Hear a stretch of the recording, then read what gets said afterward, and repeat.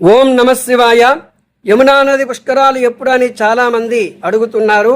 దేవగురు బృహస్పతి కర్కాటక రాశిలో ప్రవేశించే ఈ యొక్క పుణ్యకాలాన్నే యమునా నది పుష్కరాలుగా పరిగణిస్తాం.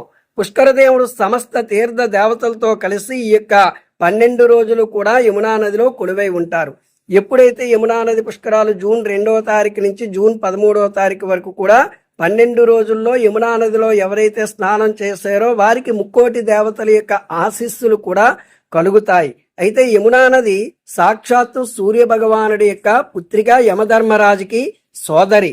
అయితే శ్రీకృష్ణుడు ద్వాపర యుగంలో ఈ యొక్క యమునా నది తీరమందే తన చిన్ననాటి బాల్య దశలన్నీ కూడా ఈ నదీ తీరమందే కొనసాగించాడు. అంతేకాక శ్రీకృష్ణుడు తన పాద స్పర్శతో యమునా నదిని పునీతం చేశాడు. అందుకే యమునా నదిలో ఎవరైనా ఈ యొక్క 12 రోజుల్లో కూడా స్నానం చేసిన వారికి యమబాధలు కూడా తొలగుతాయి, అపమృత్యు దోషాలు కూడా తొలగుతాయి. ఓం నమ శివాయ.